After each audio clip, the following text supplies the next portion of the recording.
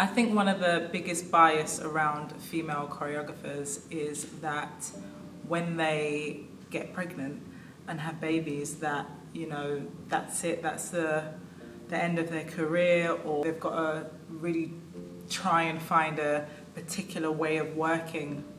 And I feel like I've come from a generation of women who defy the odds, you know, really go against what the world says they can and cannot do.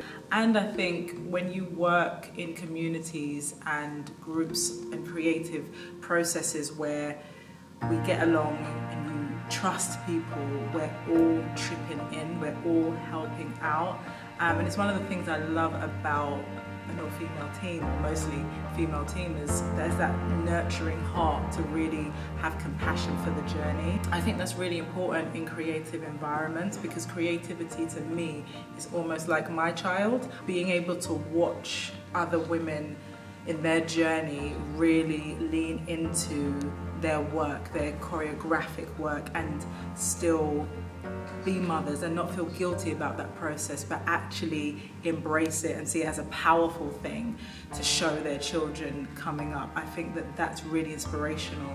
So a moment where I have had to have courage, I would say stepping into the role of being a choreographer and owning that.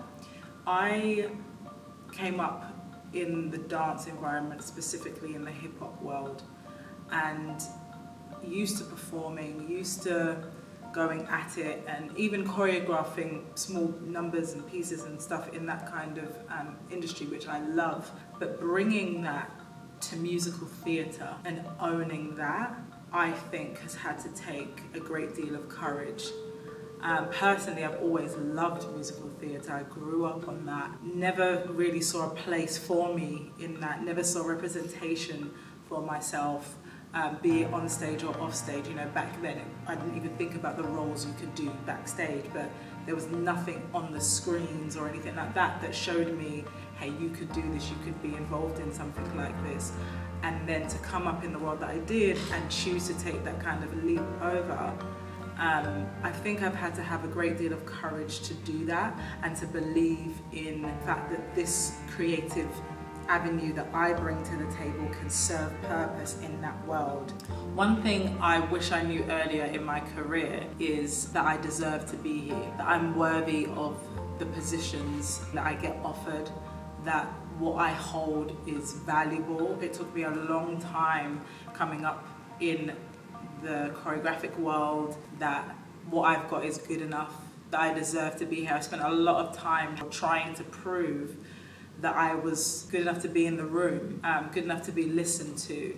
And I think that's for various reasons, you know. Part of it is, again, representation and not knowing that there is a place for someone like me because I'm not seeing that. Part of it is just that natural insecurities as you're growing. But I think that if I would have known that a little bit earlier, I probably would have got a lot more gusto like I am now.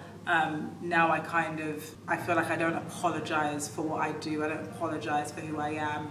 And I'm not trying to be anything other than the God-given powerhouse that I feel that I am. I think some of the advice I'd give to young women is to get focused on what you want. The quicker you identify what it is that you want, what your desires are, what moves you, what drives you, and what your values are, is the quicker you're going to make decisions aligned with those values, with the desires, with what drives you, and that helps you to make better decisions in life, period. Even if you don't know exactly what you want to do and exactly where you want to get to, knowing what you want from the deep core inside of you, understanding who you are, not trying to get to an end goal with that, right? Because we're always discovering who we are, but just looking at the details of what moves you day to day, year to year, and constantly being willing to be generous with yourself and learn about yourself. That helps us to give ourselves grace and to show up more confidently. And that's what we need, I believe, as women.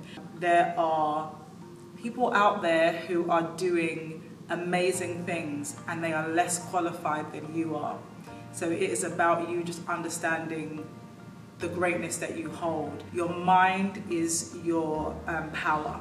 So however you think is going to alter how you feel, and how you feel is going to alter what you do, and what you do is going to alter your results and what you get. So if there's anything I can leave you with, is strengthen your mind. Know why you think the way you think, and continue to not just think positively, but to think abundantly, openly and wide, you know, create that expansion for yourself. And if you don't know how to do that, you can come find me.